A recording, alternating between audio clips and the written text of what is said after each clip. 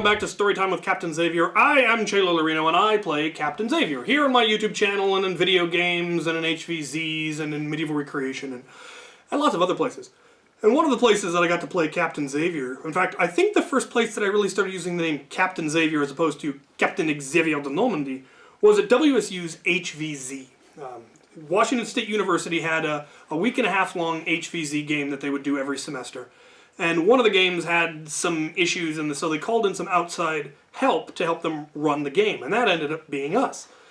Since we did that sort of thing professionally, they thought, hey, would you mind coming over and helping us? So we ended up playing characters for them, non-player characters, for game balance. Sometimes we'd be good guys, sometimes we'd be bad guys, we'd help the humans, we'd help the zombies, we'd be doing something entirely different.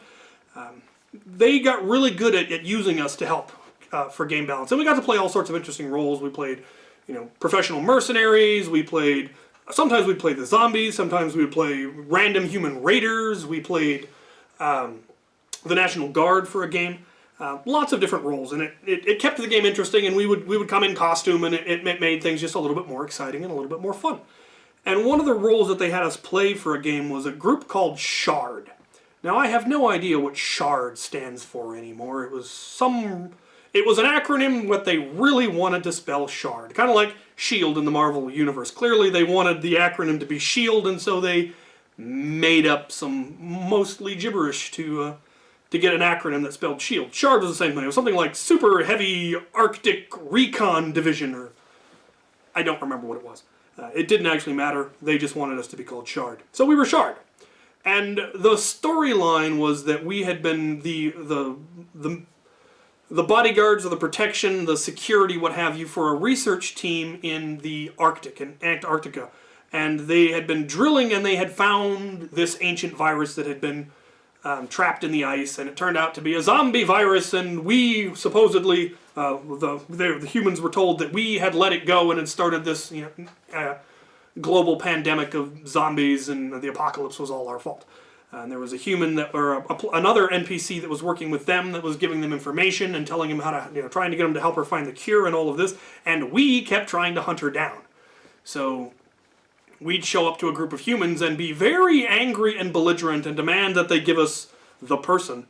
And she of course told us that we were the bad guys and that whatever they should do, they have to protect her from us. And so there was a lot of interesting interactions where we, got ticked off and just started gunning humans down or sent zombies after them, or we'd see a group of humans that had the NPC that we were looking for, and we would attack and they would flee, and it was a lot of fun. A lot of great role play. Some of the people really got into it and did some really clever and creative stuff to sidetrack us or to take us out of play, and it was a really fun game. But the mission that we have here was about, I think, towards the end of the game. It might have been in the middle somewhere, but I'm pretty sure it was towards the end. And the lines had started to get a little blurred because the zombies were getting more numerous.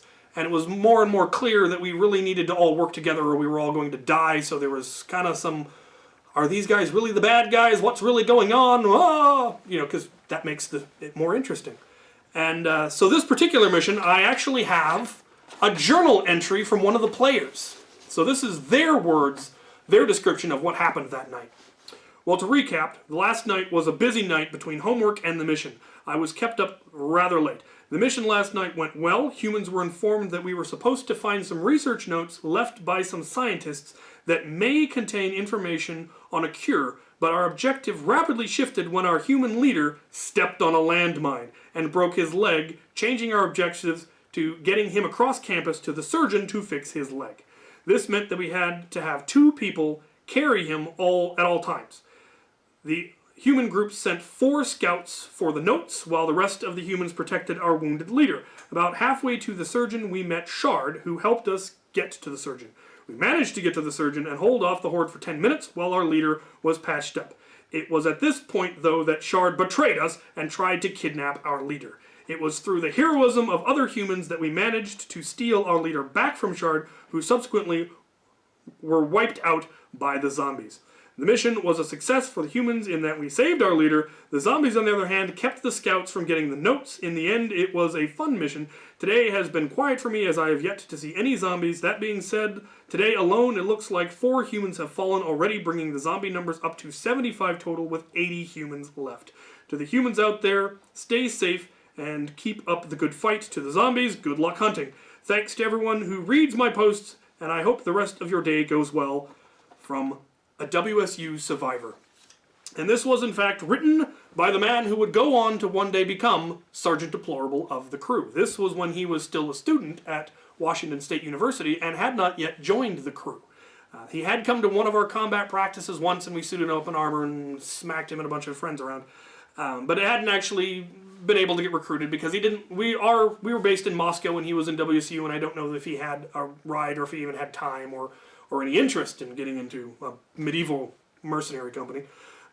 But once I started a new chapter of the crew out here on the west side where he was living, we did recruit him. He was on the top of my list of people that I wanted to recruit because of things like this. One, throughout his time at WSU, I think his very first HVZ was the one where we committed war crimes, the ZSPN, where I went about shooting students for not telling me about the resistance that they didn't know about. And by the end, he was leading squads and was very organized and had picked up a lot of what he'd seen us doing as far as squad tactics and movement and all of that.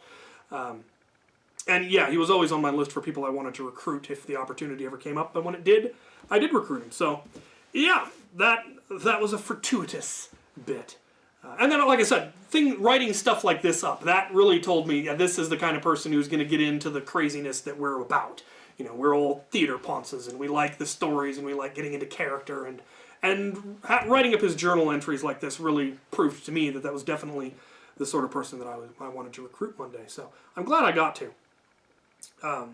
So from SHARD's point of view, that was from the humans' point of view. From SHARD's point of view, the landmine that he set off was my remote detonated lightning blitz.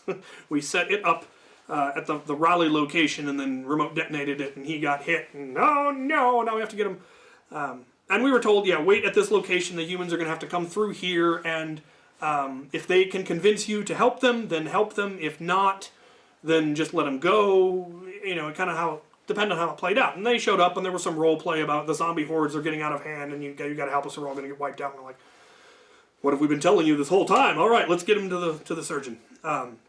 So we helped. We covered the rear guard. We kept the zombies off their trail. The zombies weren't able to get anybody, and then we got to the hold location, and we had to hold a fixed location for 10 minutes, as it said. While we were about halfway to the hold location, I get a message over the radio, because I had a earpiece and throat mic and all that fancy gear, because I'm terribly tactical. A message telling us to betray the humans after he gets healed. As soon as he gets healed, try to take him hostage. And like I said, I had an earpiece. The humans on either side of me couldn't hear me, but the lieutenant who was covering our 6 did not have an earpiece, so it just squawks over the radio. And luckily none of the humans heard what it said, and I was able to shut them up quickly enough. And so, yeah, we get to the location, the humans hold, he gets healed. As soon as he gets healed, we open fire on the humans, grab him, and make a run for it. And we would have gotten away clean. In fact, we were well on our way to getting away clean. I don't think the humans were even planning to follow. Because, like, they can just take him, whatever. The NPCs have captured another NPC, whatever. But he then informed us, no, I don't actually want you to get away. I want them to come and have to rescue me. And the problem was that they hadn't lost very many humans in that mission, and they needed to lose a certain number of humans in the mission for the apocalypse to grow, and it was all about game balance. And so we picked a very, very undefensible location and held, and eventually a group of humans did come and attack us, and we, at the same time that I think the zombies were starting to try to pick us off, and so we ended up losing the guys who were guarding the human, and he got away, and the humans then made a run for it. I think Sergeant Deplorable had already led a large group of the humans who were just like, nope, we're doing a fight and retreat, we're getting out of here, this is a trap, nope, we're out. He recognized that this is an attempt to get more humans killed, and we're not playing along, which was, again, one of those things like, yeah, I need to recruit that guy, he knows what's going on. And then, as soon as the humans pulled out, the zombies just swarmed us, and we let ourselves get tagged. And it made for a really fun mission, because the humans got to, we got to stick it to SHARD, those fancy guys with their fancy gear, and save the human, save their leader. And then the zombies got to wipe us out, which meant they all got feeds, because you had to tag a human every 2 days or you were completely eliminated. And so wiping us out meant that they all got feeds, and so the zombies weren't starving out. And we got to go down in a blaze of glory and die and blah. And it made it fun. And that's the beauty about being an NPC, is that you don't have to worry about winning or losing or anything like that. You don't have to worry about your ego and your reputation and all of that, because you're not even playing. You're not actually a player. You're not a human. You're not a zombie. You are part of a game mechanic. And it meant we got to play a lot of neat roles. And it did mean we got to do the baddest thing on the field when they told us, no, protect all the humans, and we got to just lay down fire and wipe out the horde. And then there were other times when they said, no, let them go ahead and take you out, and go jam, And that's very important when you're playing an NPC to remember that and understand that it's not about you, it's about the players. Make the game more fun to them. So the humans getting to execute a successful rescue against us made the humans feel great. The zombies getting to wipe us out made the zombies feel great. And that was what was really important. And it was a good reminder for us. And because this was back when I was a little bit less relaxed than I am these days. But it was good, because we got to have a lot of fun. So, yeah, that was that particular mission. There were a lot of good stories from this particular game. It was a really well-written game, I felt. But then I knew the whole story arc because we were NPCs. And so I think for next time, the first option will be the finale from this game, because it could have been one of a couple of different finales. I will have to ask Sergeant Deplorable to look up his notes and remind me which one was the finale, but I know it was a good finale, and there was a big old plot twist at the end. So the finale for the SHARD HVZ will be one story, and then the other two will be the ones that I will continue to put on until they finally get voted on, which is the backstory of the Kitty Pike drill, where the crew learned pike and shot, and how we eventually went on to recruit press gang armies of little children at Ren fairs and turn them into militias for the Queen and the King and stuff like that. And then the third option will be, of course, how Captain Xavier learned about art. So, there are your options. Hope you enjoyed this. Thank you guys for watching.